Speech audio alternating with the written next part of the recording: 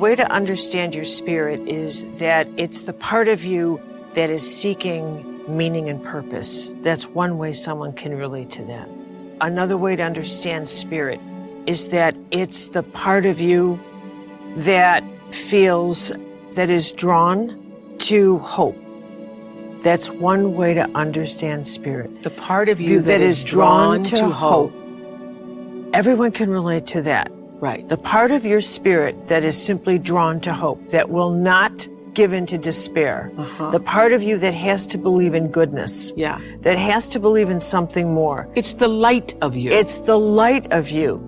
But light needs to have a word. Like, what does that feel like? It feels like hope. Feels like hope. It feels like grace. Okay, it feels that's really like clear. love. I got that. Everyone can get that. Yeah. Because nobody wants to be hopeless. It's the part that says, no, I gotta have hope. That's a tweetable quote there. Your spirit is a part of you that feels like hope. Yep, there it is. And everyone says, I get that. I get that. I get that. Okay. You say, from a spiritual perspective, in fact, the entire physical world is nothing more than our classroom. But the challenge to each of us in this classroom is, will you make the choices that you make to enhance your spirit or those that drain your power? I love that you said that, because I had just earlier today was explaining to someone that I think the world is a whole classroom, and probably I read it in this book 15 years ago and am now taking that on to be my own explanation.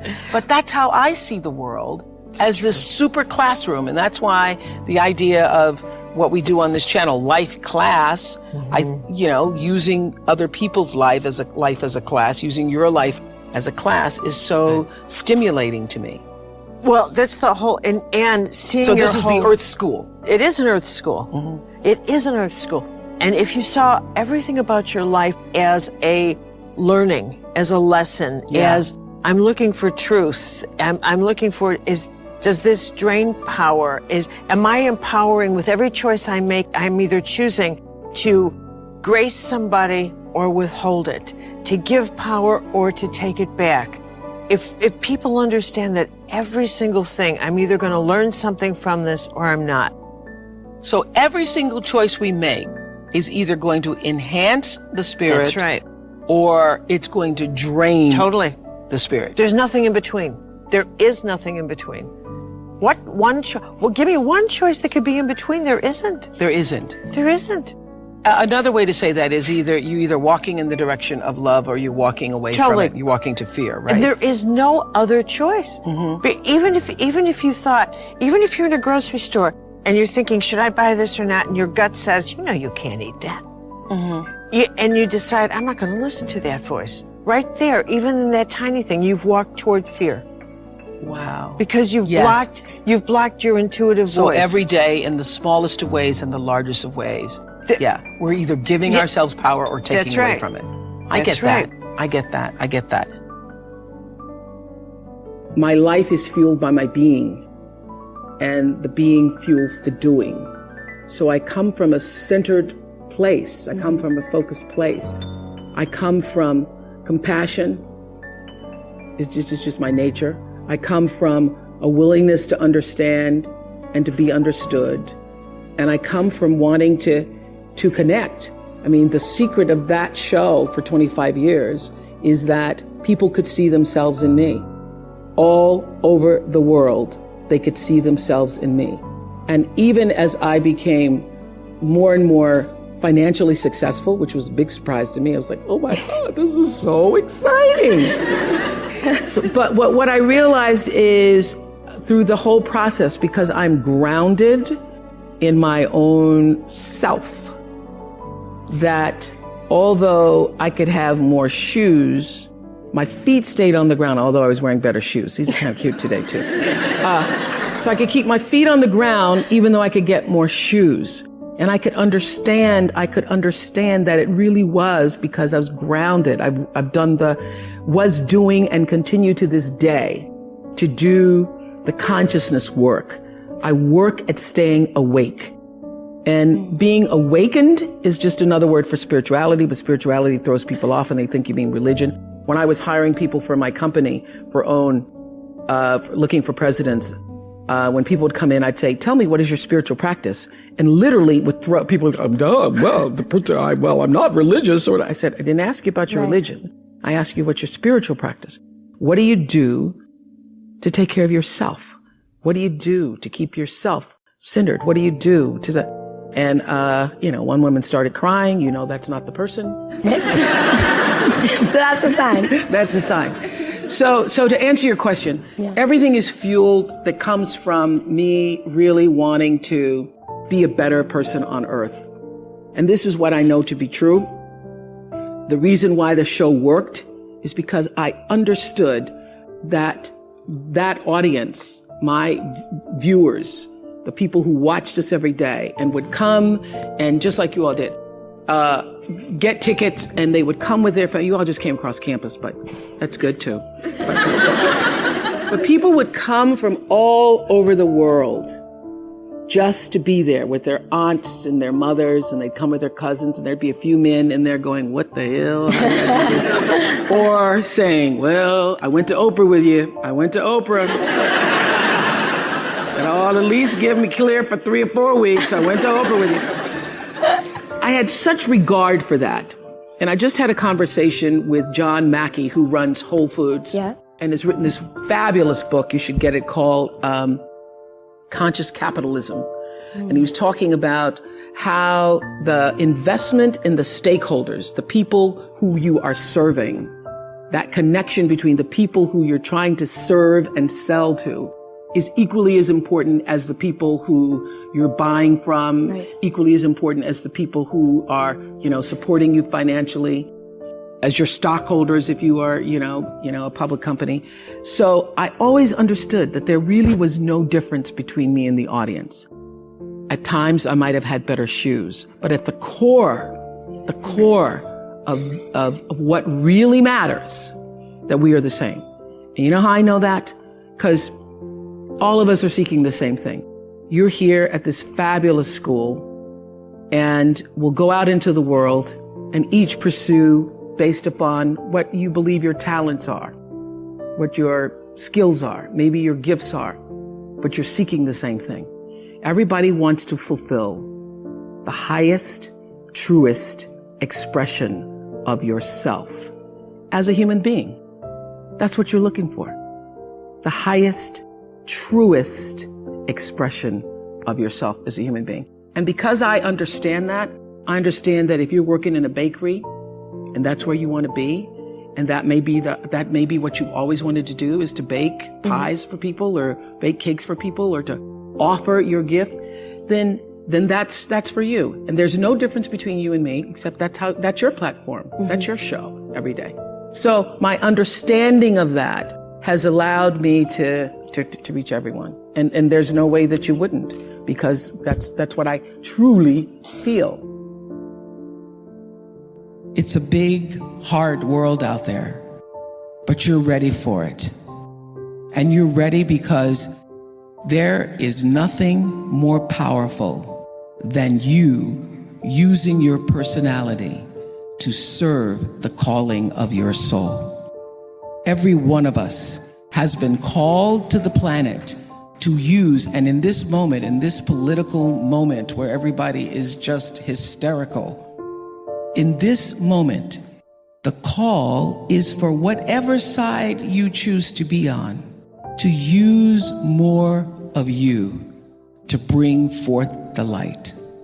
And to do that, you've got to have clarity about who you really are. There is no life without a spiritual life. There is no life without understanding what Pierre de Chardin, the philosopher and mystic, said.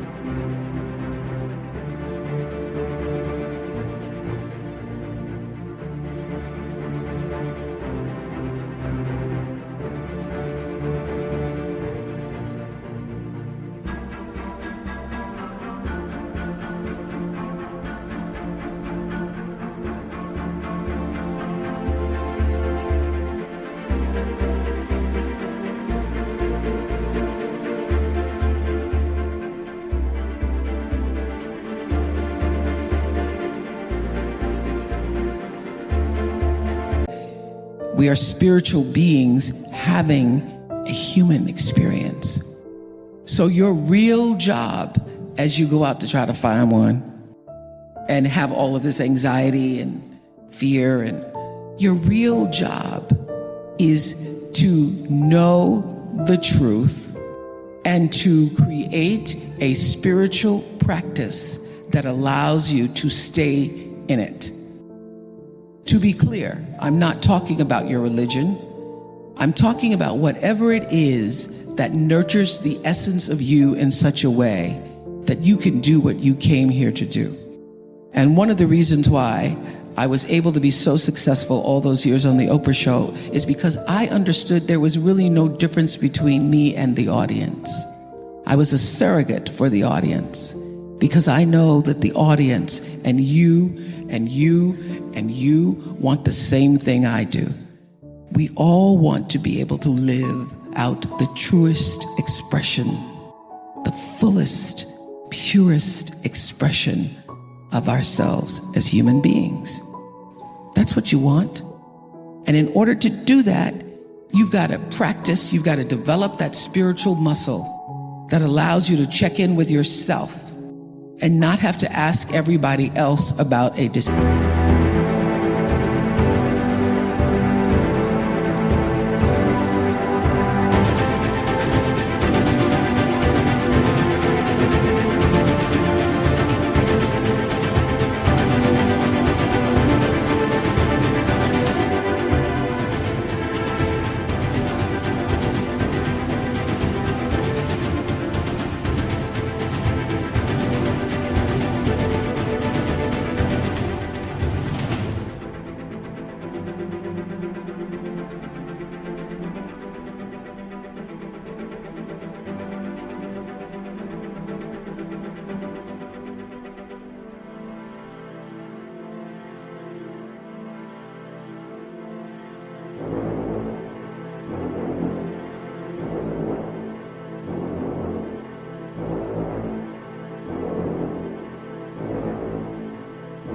Decision, but to have the clarity of your own knowing, the comfort of your own knowing. And to do that, you've got to live in the space of gratitude. That is my number one spiritual practice. I practice being grateful. And a lot of people say, oh, Oprah, that's easy for you because you got everything. I got everything because I practiced being grateful. I ran across this beautiful quote the other day, I can't even remember who it was from, that said, do not waste your time desiring what other people have. Remember, the things that you now have are things you want.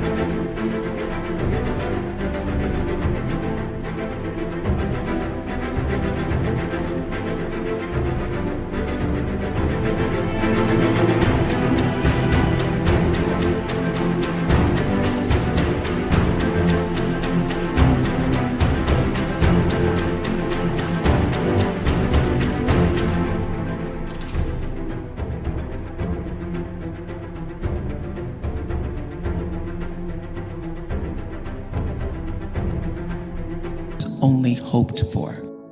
So I live in that space every day of practicing gratitude because I know that being grateful wherever you are, whatever place or space in your life, being grateful changes your personal vibration. I was just having a conversation with Sheryl Sandberg the other day about her book Option B, and we all know she lost her beloved husband, David. And I said, how did you get through it? And she said, by practicing gratitude. I didn't believe it at first, but I started to write down 3 things every day that I was grateful for. I said, oh, I've been doing that for years. Because when you wake up in the morning, looking at the world for what you're going to write down or what you're going to state to yourself by the end of the day that you're grateful for, you have a different outlook on life. I'm just waiting on somebody to hold the door, see if that makes the list. Some days you only have, I'm still breathing, because life gets in the way sometimes. But practicing gratitude as a spiritual practice to evolve you, to bring you closer to the truth of knowing who you really are, is one of the most valuable things I have ever experienced. And I do it. I have journals and journals and journals and journals filled with 5 things a day. If you don't believe me, just for a moment, do this. Close your eyes. Everybody in here. We're going to do this for 5 seconds. You're going to inhale, and on the exhale, just say, thank you. Inhale. Exhale. Do it one more time. Let whatever you're most grateful for in your heart in this moment just rise to the surface. Deep breath. Thank you. Open your eyes. Don't you feel better? You feel better. Researchers have shown that if you can just for 17 seconds a day, bring yourself into the space of presence and gratitude, you literally change your vibration. If you can't give yourself 17 seconds, then you don't deserve a good life. You can't give yourself 17 seconds to breathe and say thank you, then just let whatever happens to you.